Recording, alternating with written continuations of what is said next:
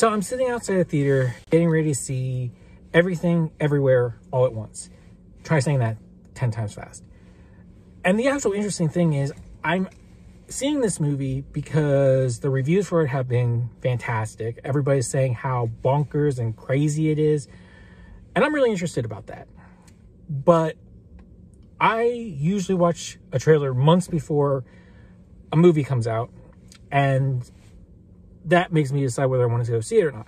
Some, like the Marvels, Star Wars, all that stuff, I'm automatically going to go. And the trailer just gives me an idea. But this is the first time that I've actually decided I'm going to go see a movie before watching the trailer. So I actually watched the trailer a couple minutes ago before I came. And yeah, it looks interesting. Definitely unique and strange. I'm hoping it's as good as everybody says it is.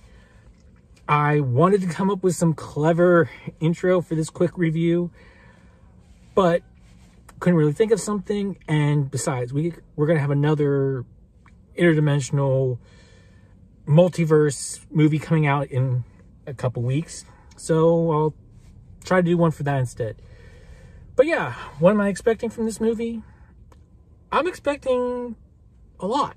I'm expecting that it's going to be a lot of fun, great action, bonkers, like I said, because I probably would have had this much expectation for this movie originally, but now they're pretty high considering, again, everyone pretty much seems to be praising this movie. So we'll see what I think when I come out. And like I said, this is Everything, Everywhere, All at Once. And yeah, when I get out, it'll be my quick unedited review. I'll see you then.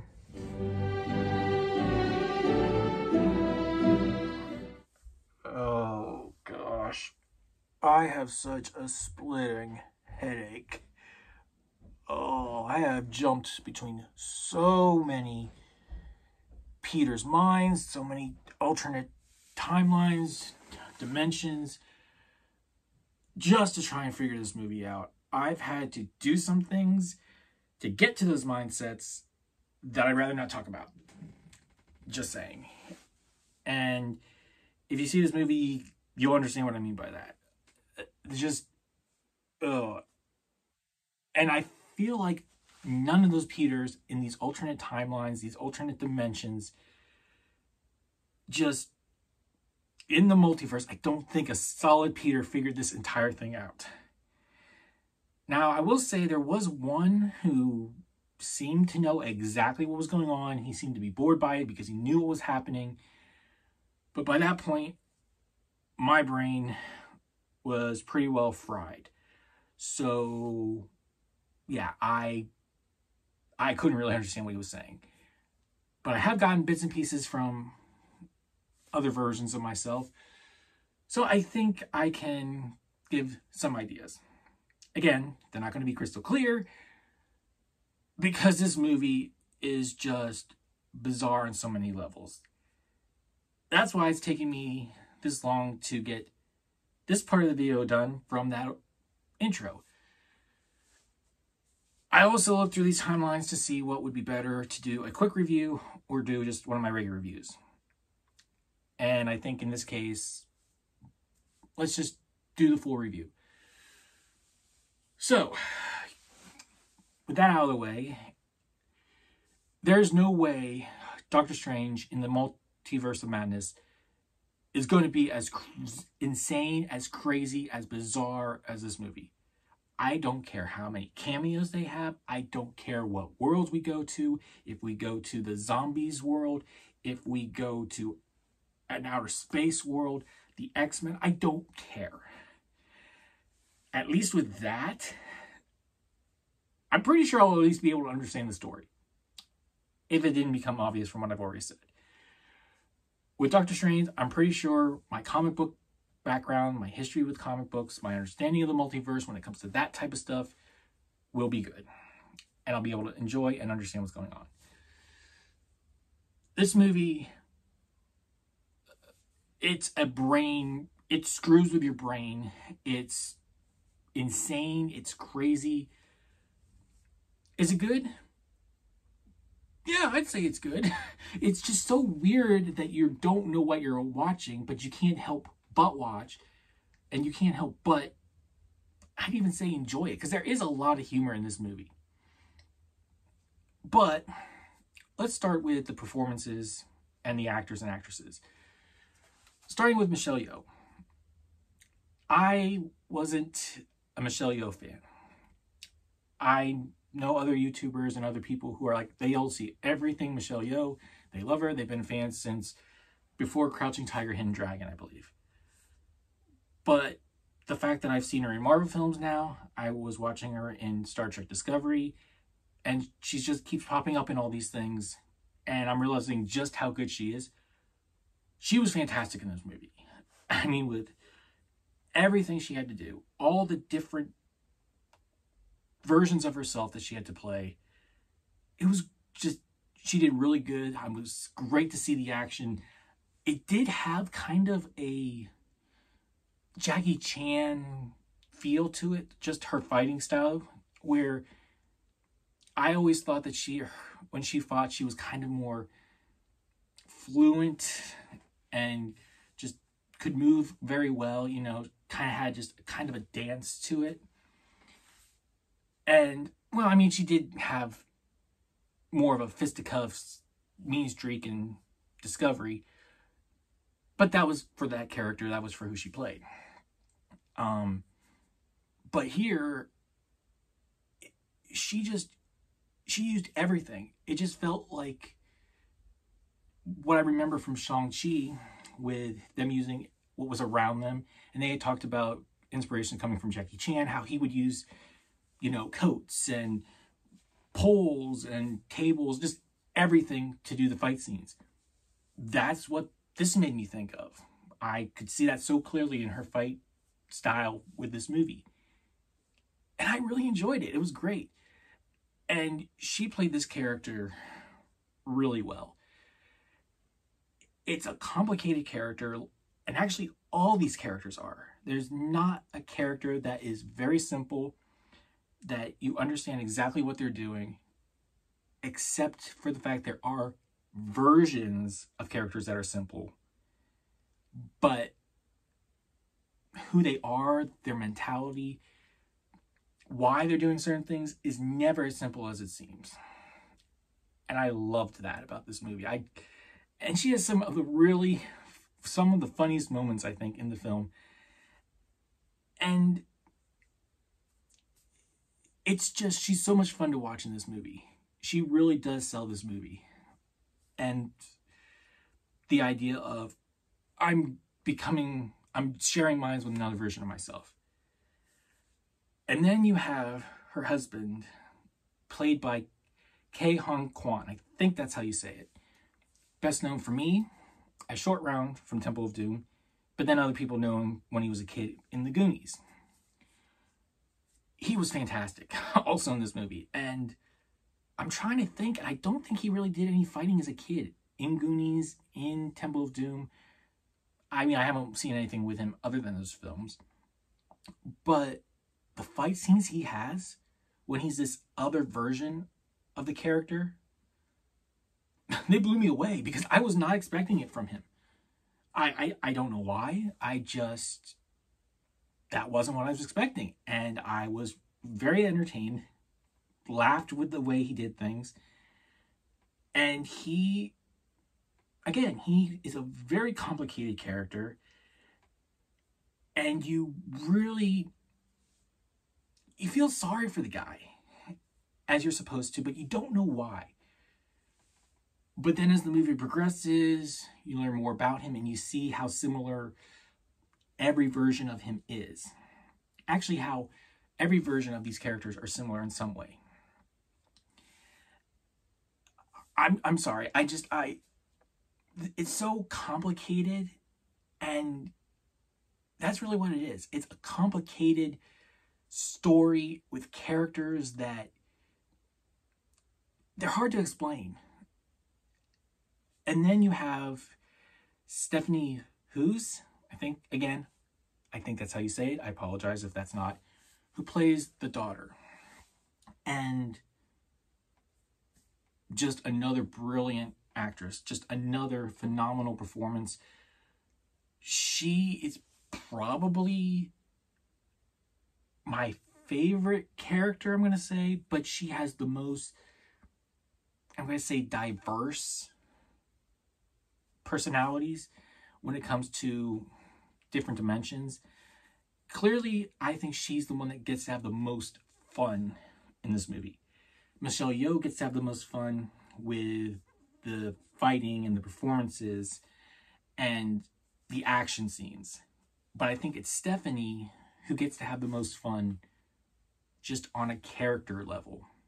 Just the different places she gets to go. And I will say, I think the most bizarre person in this movie, as in just, wait, why are they there? Like, it's a person who just seems totally out of left field, is Jamie Lee Curtis. Yes, Jamie Lee Curtis is in this movie. And she just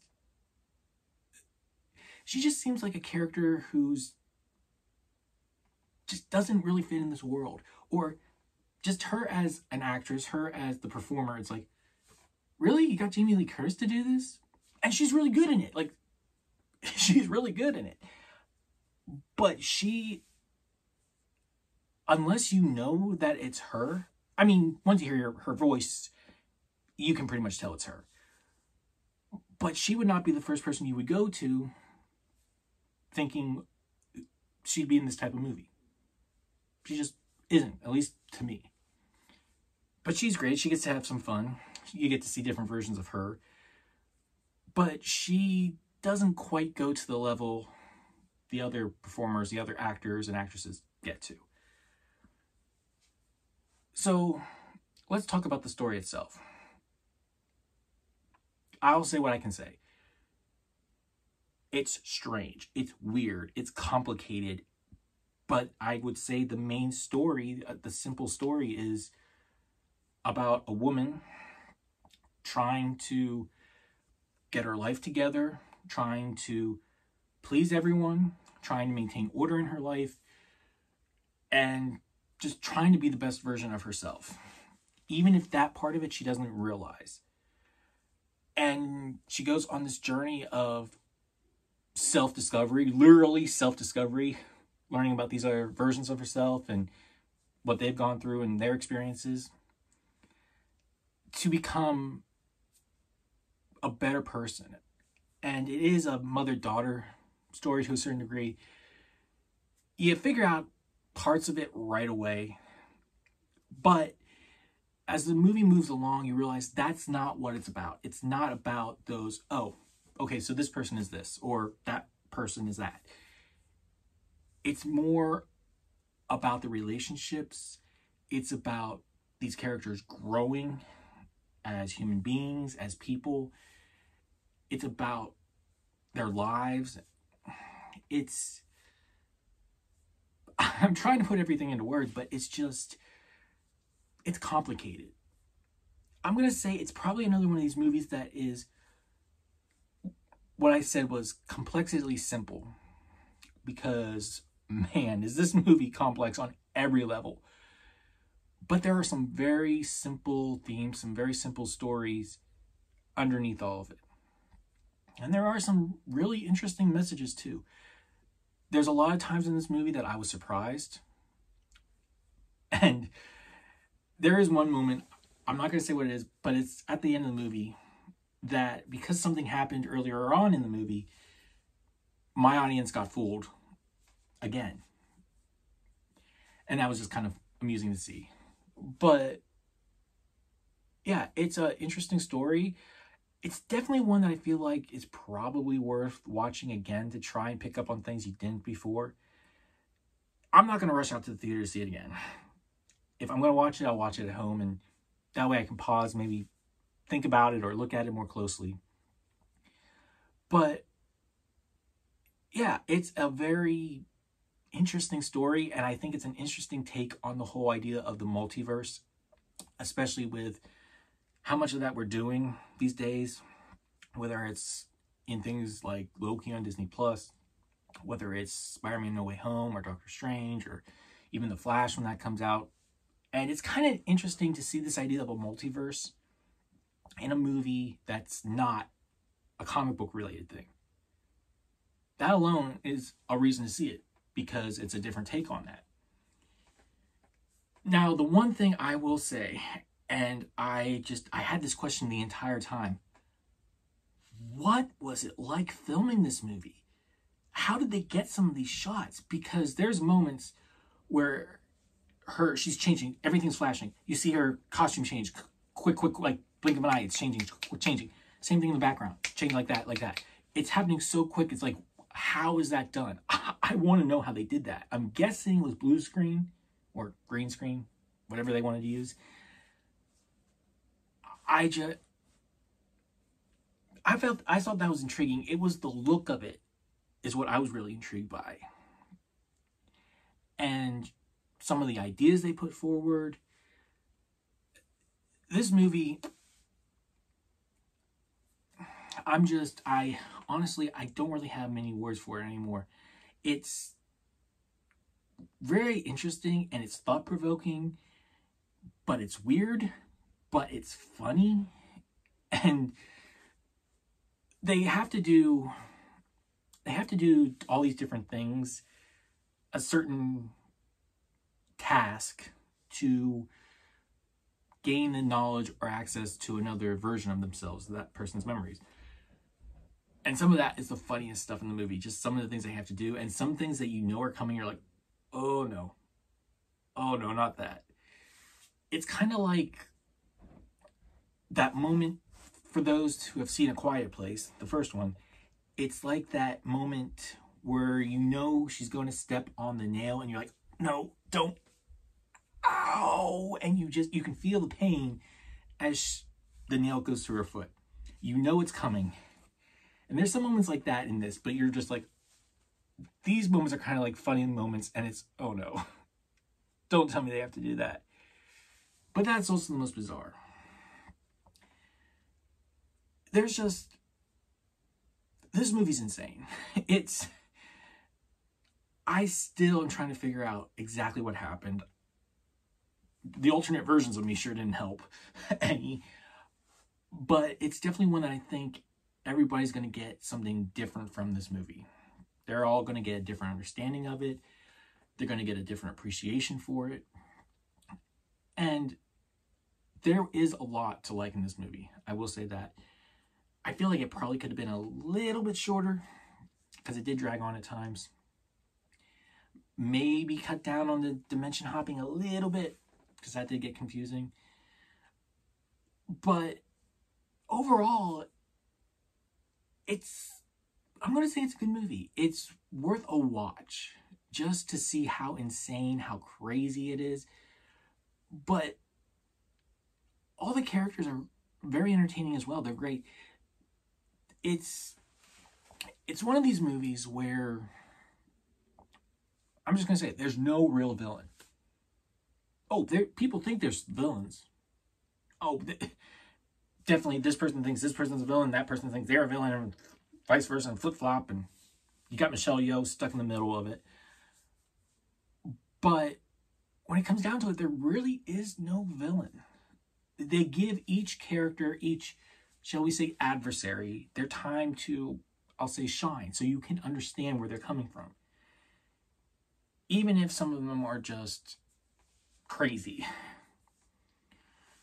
So, what would I give this movie as a ranking? Well, that's an interesting question. I would probably say, I'm going to say it's a sidekick. Because there's some people who are going to love this movie. And there's some reviewers who have seen it before I did who love this movie. And they're going to love it because it's insane and it's crazy and it's bizarre and it's out there. And you never really get a clear answer on certain things. And they're going to love it for that. There's going to be other people who aren't going to like that. They're going to want more straightforward film. They're going to want answers. And I come right down the middle. Because I'm glad I saw it.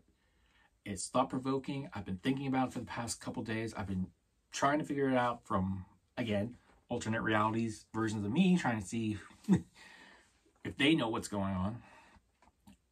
And that one, Peter, was very interesting. But anyway, but yeah, I'm glad I saw it. I wouldn't mind seeing it again, like I said, though I'd watch it here at the house. I'm not going to go to the theater and spend another 2.5 hours, I think, to watch it. But it's not one that I'm going to rush out and see again. So in a nutshell, I'm glad I saw it. Might see it again, but I'm not going to rush out to. And it's bizarre. It's crazy. It's insane. Great performances. If you're into multiverse type stuff, go see this movie.